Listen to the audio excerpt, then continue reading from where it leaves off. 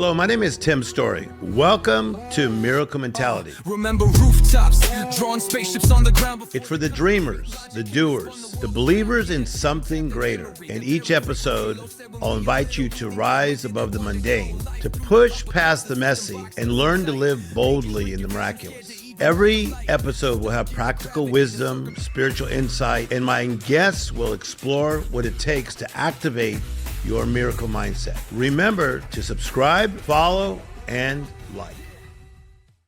Welcome to the Miracle Mentality. Today, I am my own guest. So, we're getting such great feedback to this podcast. I'm so excited about what so many of you are saying, and the rankings tell the truth.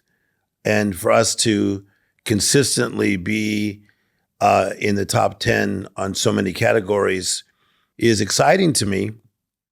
I'm enjoying the guests that I get to interview. The guests coming up in just the next 30 days are just phenomenal. And the whole idea is for us to live what I call an utmost life.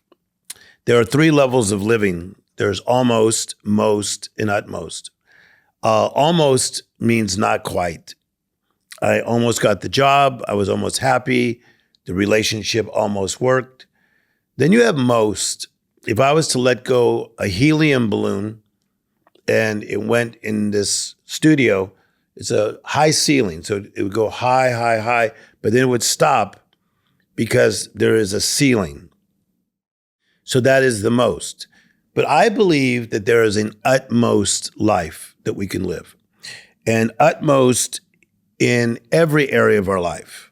So when I do these masterminds that hopefully you'll be a part of someday, where I take a group of people to an amazing location, I work on the 8 areas of their life.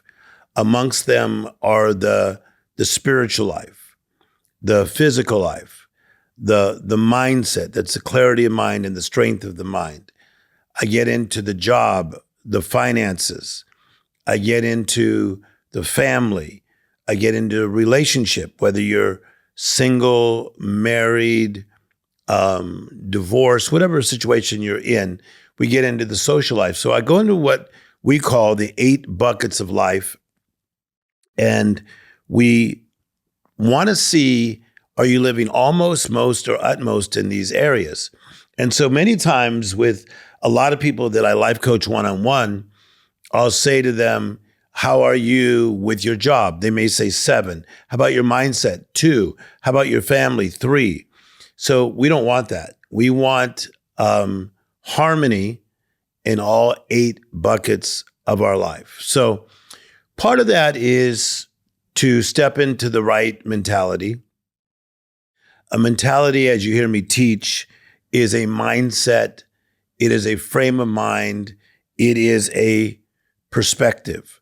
So in today's session on the miracle mentality of me life coaching you, I want to talk a little bit about how your heart is, what's going on in the inside of you, the core of you. So there's actually a Bible verse. You'll see me look down at my notes. It says that guard your heart, because from your heart, your corazón in Spanish, from your heart are all the issues of life. So it's an interesting thing that it says guard your heart, protect your heart, have boundaries around your heart. Sometimes build a fence or even a wall around your heart. Because out of the heart comes the issues of life.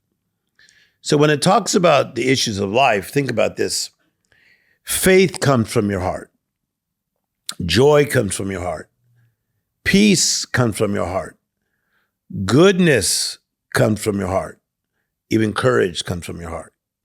So there used to be a song from a lady named Toni Braxton that said, unbreak my heart, unbreak my heart. What I find in life coaching people for over 3 decades in 82 countries of the world is a lot of people have a broken heart. And sometimes it's because of the way they were raised. Sometimes it's the abuse that they went through. Many, many times it's because they let themselves down. But I think one of the biggest reasons that people have a broken heart is they feel like somebody betrayed them, that they trusted somebody and they betrayed them. It could be in an abuse situation, sometimes even sexual abuse when somebody is young. It could be in the betrayal of siblings. It could be even with your parents, with a spouse, someone you were in a relationship with, many times with business people, where somebody feels like they've been betrayed. Betrayal is a very difficult thing to work through. So there's a word that I have done a lot of research on, and that word is offended. Offended. When somebody is offended, that means they feel like somebody has wronged them. And sometimes it's not just a feeling. Maybe somebody did wrong you. Maybe you confided in them and then they told other people and they betrayed you and that offended you. Many times it happens within families. That's why so many family members have a hard time getting together at Thanksgiving and Christmas, because there's so much offense. Something that I coined probably about 20 years ago, one of my quotes is I say, then an offense, when you're offended, will put you on the defense. An offense will put you on the defense. So I think that we have a lot of people in this world today, they're on the defense because they've been offended. And the offense put them on the defense, where a lot of little kids, they don't really feel that offense so early. And if they are hurt by a neighbor who hurt them in their playtime or said something they didn't like, isn't it amazing how they can get so mad, but the next day they'll want to play with the kid again because somehow they're able to forgive. So this idea of living an utmost life, remember you have almost, most, and utmost. I think to live an utmost life, you have to clear your heart. You have to clear your heart. Because an utmost life is not just a lot of money. It's not just a lot of power. But an utmost life is to be full of peace, full of joy, and full of contentment. So let me deal with this for a minute. I write in my notes, forgiveness and unconditional love are essential for an utmost life. Wow. Forgiveness is essential. Unconditional love is a demand. It has to be. It is essential for an utmost life. So many, many times, as I said, somebody hurts you, maybe a group even hurts you, and the offense puts you on the defense, and then all of a sudden you decide to not forgive. So when you don't forgive, watch what I do with these words.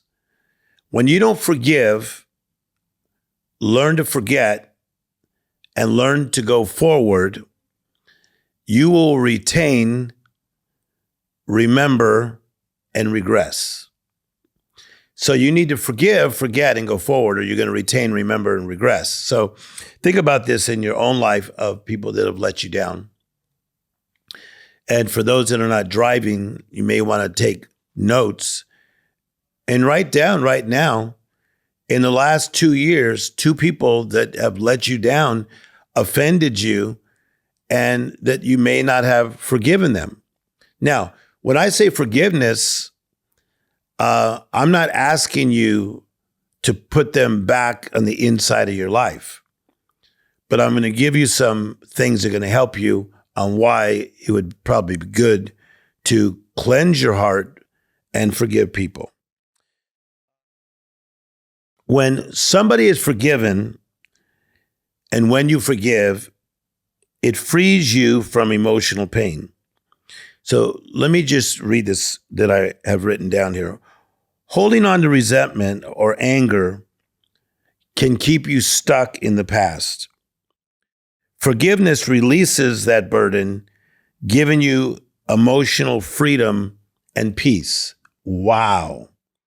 So, in my opinion, when you free someone and you forgive them, it takes away resentment and anger and actually makes room in your heart to take on and take in good things. So when you have anger and resentment towards somebody, it's almost like having a piece of furniture that's in your crowded living room that you're constantly having to walk around. And maybe a song will remind you of that person, or a restaurant will remind you of that person, or another friend that you have reminds you of that person that hurt you. So when you choose to forgive them, it frees you from emotional pain. The second thing that it does is it promotes inner healing. When you forgive someone and that has hurt you, offended you, it promotes inner healing. Forgiving doesn't mean forgetting or approving of what happened, as I said earlier.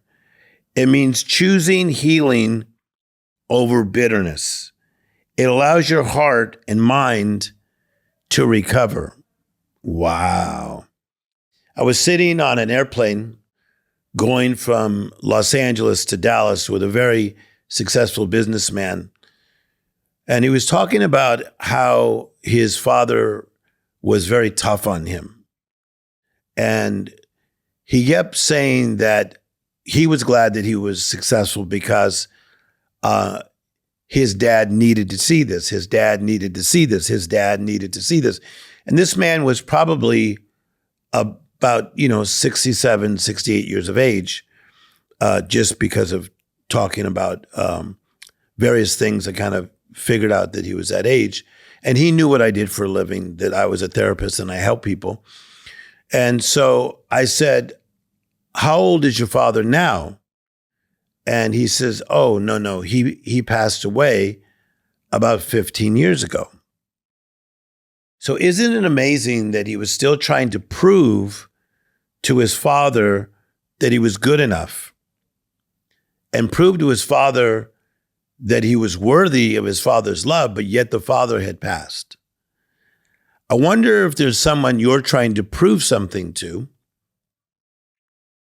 I wonder if there's somebody that you are still holding resentment towards, that they may not even be alive, or they're not even thinking about you. It just should be something that's part of your past.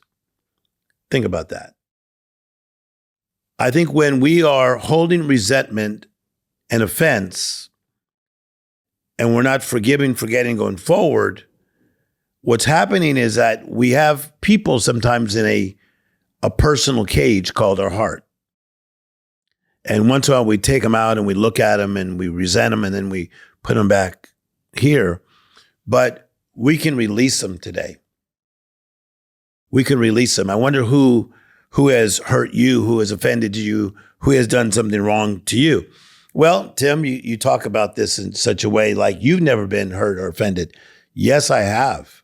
I mean, in my kind of job where I try to lead with love, that's the movement that I have with so many great people. We literally have a team of about 30 people helping us with this movement called Lead with Love, where we do these Tim Storey live events, and then we do these Lead with Love masterminds, and we're doing Lead with Love specials and TV shows, and we're on airports with this whole idea called Lead with Love. I know what it's like to have a staff member take a lot of money from me. And then when I could have really come against this person, I chose to forgive them. And then even after I forgave them, they were still manipulative and were not kind. And they're the ones that took my money. I know what it's like to have people talk behind my back, thinking it will never come back to me, that are supposed to be religious people. And that offense made me want to be on the defense and to be that person that says, you just can't trust anybody. But how could I be the ambassador of leading with love if now I had this type of unforgiveness in my heart? Hope this is helping you today. I'm going to give you one more. We're talking about living a utmost life. Utmost in your mindset, utmost in your spirit, utmost in your physical body, utmost in your job, utmost in every area of your life. Do you know that that is possible? Do you know that I'm trying to set you up for the best 12 months that you've ever had? But you're going to have to learn to unlock some people that have offended you. The last one we'll talk about today is that when you choose to forgive, it fosters empathy and compassion. When you forgive, you recognize that everyone is human. I've noticed that even some people that have hurt me or talked behind my back, it wasn't because they were evil people. It was because they were jealous. Jealous is an amazing force, people. Jealousy can divide a family. Jealousy can divide a husband and wife who become jealous of each other. Jealousy is a great divider. But when you forgive, you recognize that everyone is human, and maybe jealousies got into their life or bad motives. But everybody is imperfect.